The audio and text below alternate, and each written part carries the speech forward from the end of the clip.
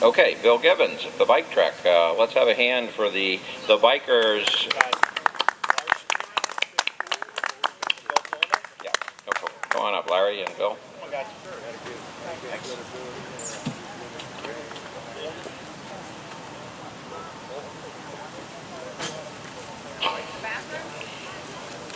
Well, now it's afternoon, everyone. Good afternoon. My name is Bill Gibbons, board member for Pennsylvania Family Children's Equality.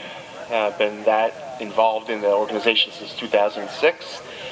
And this year, we're coming up here to say thank you for having this event and to honor two people up here, two of many, for one whole week riding their bikes from Independence Hall in Philly down here to DC through Gettysburg.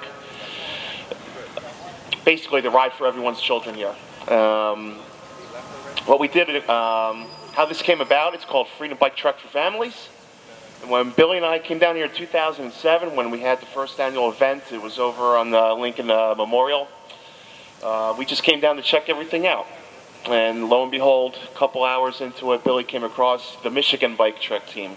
And I didn't even know Billy was a bike rider, but worked his way, worked his magic. He was so enamored by the bike ride from Michigan to DC, he worked his charm over the winter months. And in 2008, we sent Billy up to Michigan with a bus ticket, $1,500, and he rode with the Michigan team from Lansing, Michigan down here in 2008.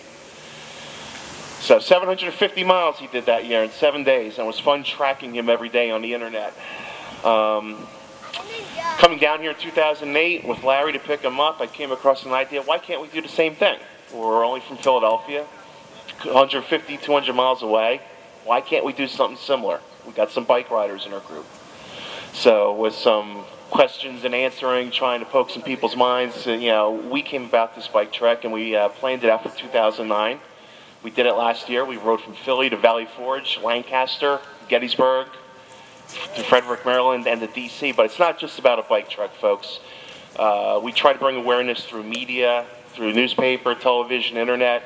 But the other thing we do, we take a day off, we go to Harrisburg and we lobby. As you just heard from our last speaker, they're not going to know you don't exist until you meet them in their office. We go there and we pick out the most important people that affect Pennsylvania legislation for equal custody, and we hammer them. We hammer them all year long, but for this one day, we go visit 7 or 8 different group representatives. We got a House Bill 1639 right now that was voted in 193 to nothing. That brings it closer to Pennsylvania for equal parenting legislation. It's not exactly a presumption, but it brings some things better into play. It starts to protect the grandparents' rights. Parents moving is more addressed. The judges now have to give you a written explanation as a result of a custody hearing, what the decision was and why the decision the way it was. It protects a lot of other things that right now, what we triage in our group is the common causes of failure. So, short of it being a presumption, it goes a long way. And we just found out some news about it this week. But we go and we lobby. That's another part of the bike trek. It's not just about getting on your bike. So we did it this year. Myself and David Nelson, who is our corresponding secretary, we got on our bikes 5:30 Sunday morning. We rode from Valley Forge to Philly, and then from Philly back to Valley Forge. That's about 60 miles. We couldn't do it because of work purposes. I couldn't break away this year. But Billy rode the entire trek on his own, every step of the way, didn't get off the spike. Right now, we're in about 100-degree heat, and all this week in 100-degree heat, he's on his bike, battling the hills, up and down. Couple wrong turns, but we'll fix the map. You should see the text messages I got all this week. This turn's wrong, that turn's wrong, and the maps didn't change from last year, so we'll fix that. But anyway, you can't have a bike trek 2 without a SAG driver or a chase car driver. And Larry Shapiro, we call him Reverend Larry based on last week's kickoff event at the Independence Hall. We hold it in front of the Liberty Bell. But anyway, you can't just go out and ride your bike 250, 300 miles without someone for support, having a vehicle ready, for anything. Your bike breaks down, heat exhaustion, food, water. And for the second year in a row, Larry did a great job. And he got us down, he got Billy down here in one piece. And last year he got a lot of people down here in one piece. So I want to thank him for volunteering to do that. Next year we're going to do the same thing all over again. Philly, Valley Forge, Lancaster, Gettysburg, we're going to do it again.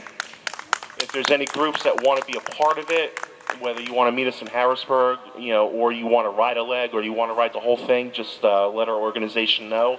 We're always looking for more riders, more people to get involved. This year we got F4JPA involved, and they look to be looking to get involved next year. As a matter of fact, Mark Carroll has already started his training regimen for next year. Last night we got him hooked. He's ready to go. His wife's going to buy him a bike for Christmas, so he's ready. So without further introduction, first I want to introduce the man who rode for everyone's children the whole entire route this year, Bill Colner, Levittown, Pennsylvania, good friend of mine for about 20 years. Bill, thank you for riding. Thanks for not giving up. I know it's stunk riding alone Monday through Friday. Sorry I couldn't be with you for the full week, but next year I'll be there with you. And I want to say, job well done. Yeah, Bill.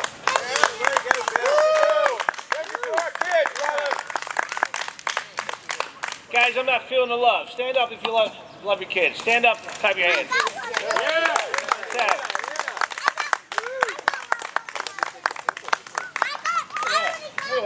Standing ovation. That. So that's what a standing ovation looks like. Pretty cool. Thank you. I don't want to take any thunder away from the two guys who started this, Rob McKenzie, Robert Peterson, but I'd like to thank them for giving me the inspiration to doing this. I also want to thank and join in next year.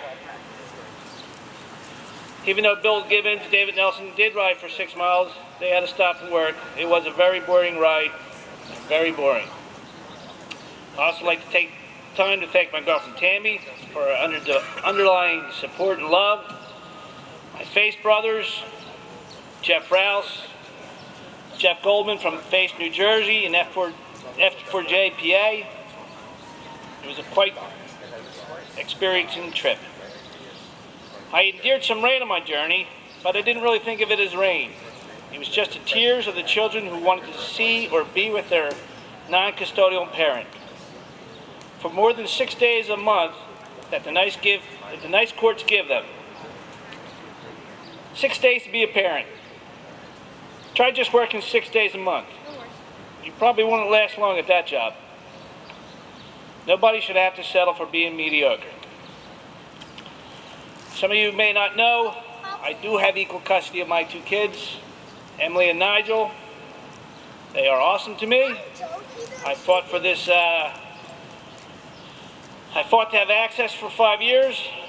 I'm not going to give up the fight because my kids might be in the same situation.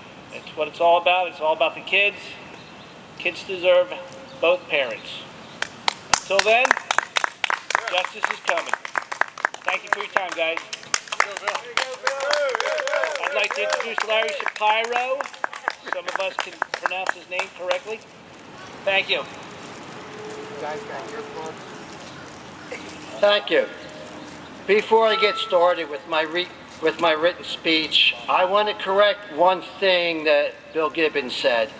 He said we're going to do this next year. The hell we are!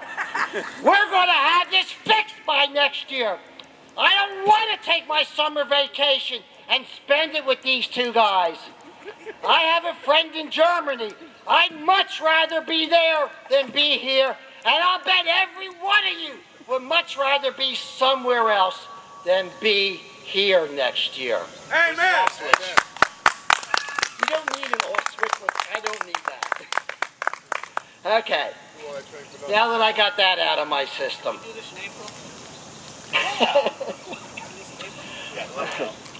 Throughout history, there have been conquerors and there have been the vanquished, the slaves. This has always been the way things were and are even today.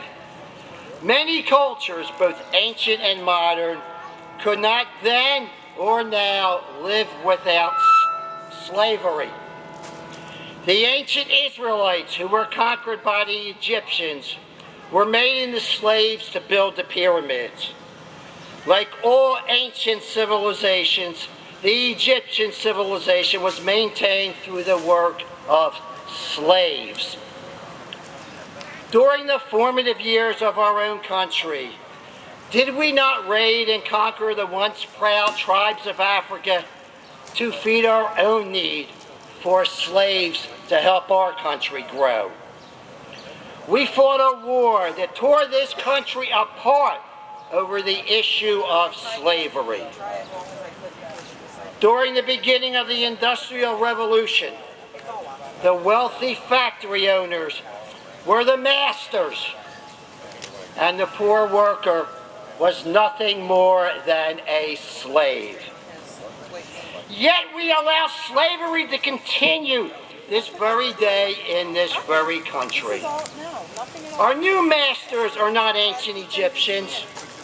They're not wealthy southern landowners or even the wealthy factory owners.